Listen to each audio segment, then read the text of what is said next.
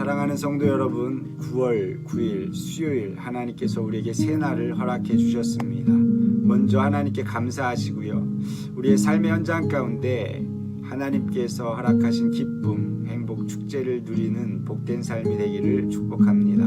오늘은 창세기 42장 1절로 17절 말씀 통해 함께 은혜를 나누겠습니다. 먼저 어제 말씀을 좀 생각해 보시면요.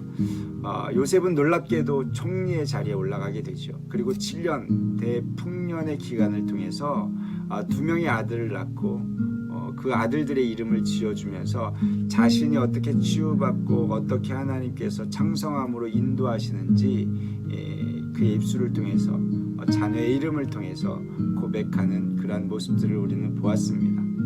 7년이라는 시간이 지났습니다. 그 땅에 기근이 임합니다. 여러분이 기근이 임하는 시점에 많은 사람들이 놀라지 않았을까요? 먼저는 이 요셉의 정책에 반대하는 사람들이 있었을 것이고 또한 세금을 20%씩 내야 했던 백성들은 원망원성이 표현하지 않았지만 있었을 것입니다. 그리고 정말 그렇게 되겠어? 라고 하면서 의심하는 사람들도 있었을 것이죠. 7년이 지나고 기근이 임하자 그것이 현실로 나타나는 것을 보면서 요셉의 꿈 해석이 맞았구나. 요셉과 함께 하시는 하나님은 정말 살아계신 하나님이구나 라고 생각하며 영광 돌리지 않았을까 우리는 생각해 볼 수 있는 것이죠. 저와 여러분들이 이러한 삶이 되었으면 좋겠습니다. 우리에게 하나님의 말씀이 임하고 그 말씀이 우리의 삶의 현장 가운데 이루어짐을 통해서 주변의 사람들이 하나님을 찬양하며 영화롭게 드릴 수 있는 축복의 통로, 그러한 축복의 통로가 될 수 있기를 주님의 이름으로 축복합니다. 기근이 애굽 땅에 임했습니다. 그런데요, 애굽 땅만 임한 것이 아니라 전 세계에 임했다라고 성경은 기록해 주고 있어요. 우리 41장 57절인데 한번 보실까요? 각국 백성도 양식을 사려고 애굽으로 돌아와 요셉에게 이르렀으니 기근이 온 세상에 심함이었더라. 기근이 온 세상에 심했고요. 애굽이란 땅에 양식이 있다라는 것을 많은 나라 사람들이 알았습니다. 그래서 요셉을 향해 간 것이죠. 그렇다면 여러분, 요셉의 아버지가 살던 그곳은 어떠했을까요? 그 가나안 땅에도 역시 기근이 임했고요. 그 가나안 땅에 살던 야곱도, 그리고 야곱의 아들들도 애굽에 양식이 있다라는 사실을 알았습니다. 그런데 문제는 무엇이었냐면 야곱의 아들들이 알고 있음에도 불구하고 양식을 구하러 가지 않았다라는 거예요. 그래서 오늘 본문은요, 야곱의 아들들에게 애굽에 가서 양식을 좀 사와야겠다라고 요청하게 됩니다. 1절 2절 말씀입니다. 그때에 야곱이 애굽에 곡식이 있음을 보고 아들들에게만 이르되 너희는 어찌하여 서로 바라보고만 있느냐. 야곱이 또 이르되 내가 들은즉 저 애굽에 곡식이 있다 하니 너희는 그리로 가서 거기서 우리를 위하여 사오라. 그러면 우리가 살고 죽지 아니하리라 하매. 여기에 말씀 가운데 우리가 살고 죽지 아니하리라 이런 표현을 통해서 정말 생명의 위협을 느낄 정도로 기근이 심한 가운데 있구나라는 것을 보게 되죠.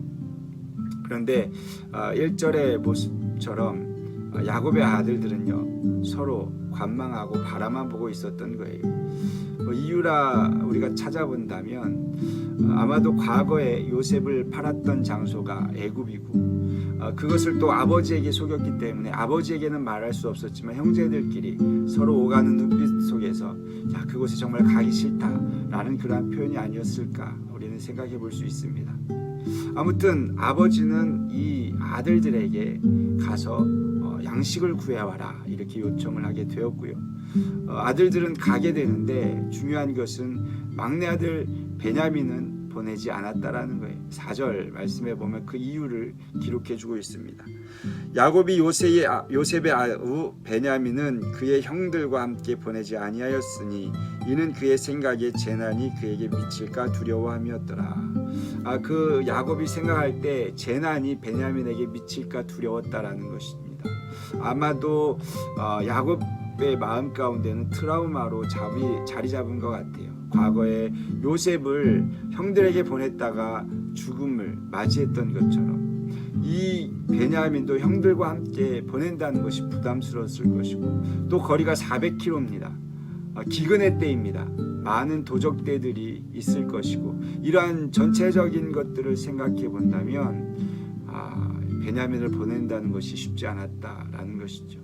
또 한 가지 생각할 수 있는 것은요, 과거에 요셉을 잃고 슬픔에 잠겼을 때 누구를 의지하면서 이겨냈을까요?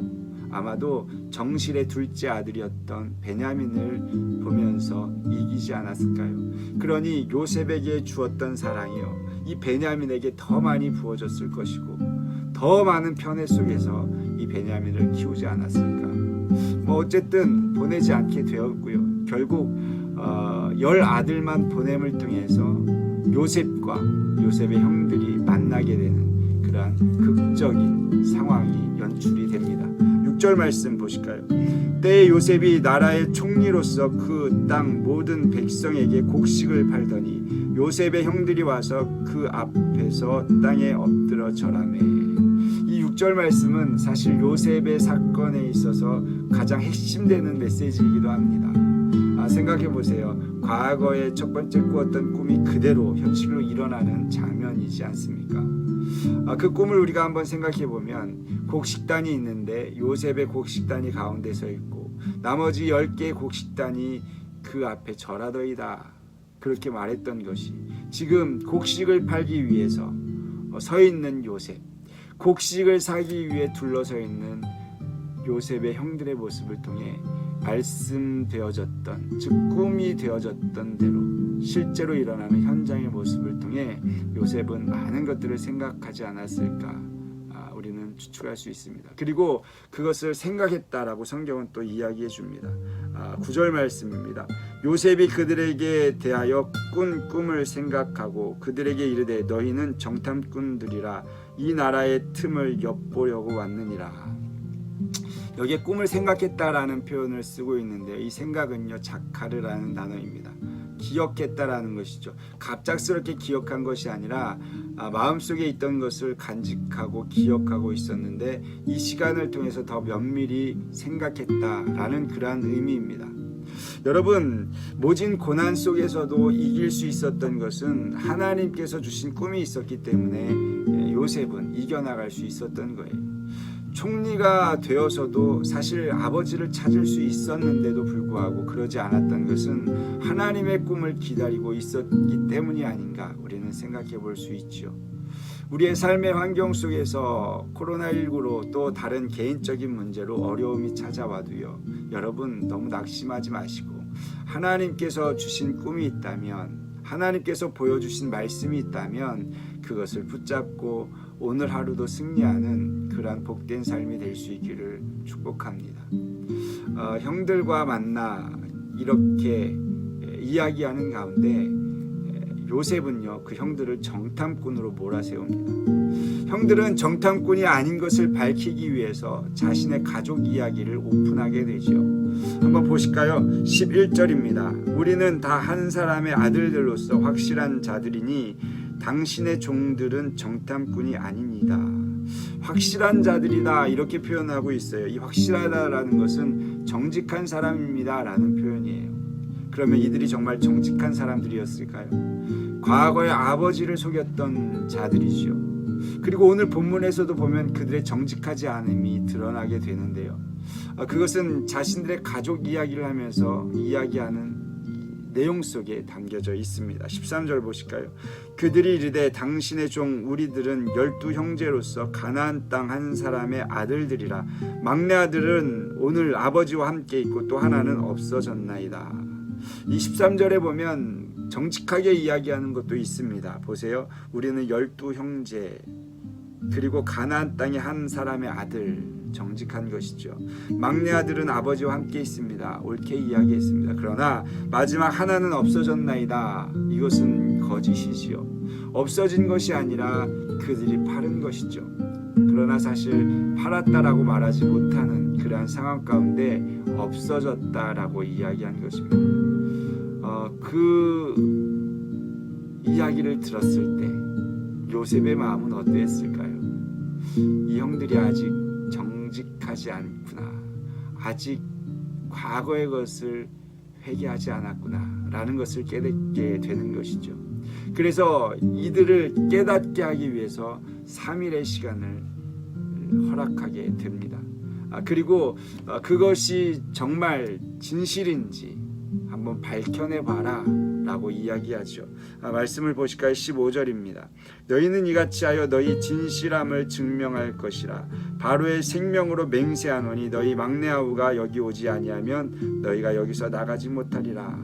그것이 사실이면 막내 아들을 데려와라. 그래야 나갈 수 있다. 또 보세요. 17절. 그들이 다 함께 3일을 가두었더라. 3일 동안 가두어 놨다라는 거예요. 이 3일이라는 시간 이들에게 있어서는 정말 소중한 시간입니다. 내일 말씀을 통해서 보겠지만 이들이 회개할 수 있는 시간이 된 것이죠.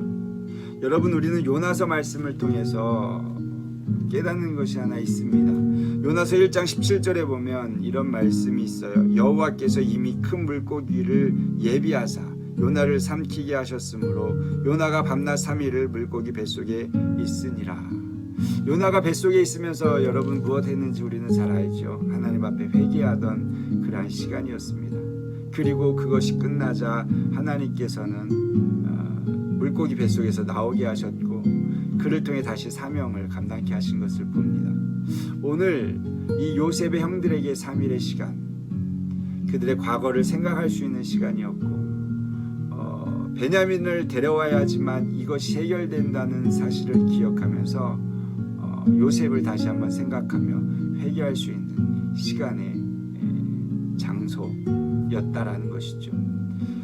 우리에게도 이러한 시간들이 꼭 필요한 것 같습니다. 그리고 지금이 이 시간이 아닌가 생각해 봅니다. 코로나19로 인하여서 우리가 만나지 못하고 함께 대면하지 못하지만 이 기간을 통해서 우리의 과거의 신앙들을 한번 돌아보시고 우리가 혹 하나님 앞에 잘못한 것은 없는지 회개도 하시고 한국 교회가 지금 잘하고 있는 것인가, 잘못하고 있다면 우리가 함께 기도함을 통해서 한국 교회가 다시금 세워질 수 있도록 중보하는 그러한 3일의 시간이 될 수 있기를 주님의 이름으로 축복합니다.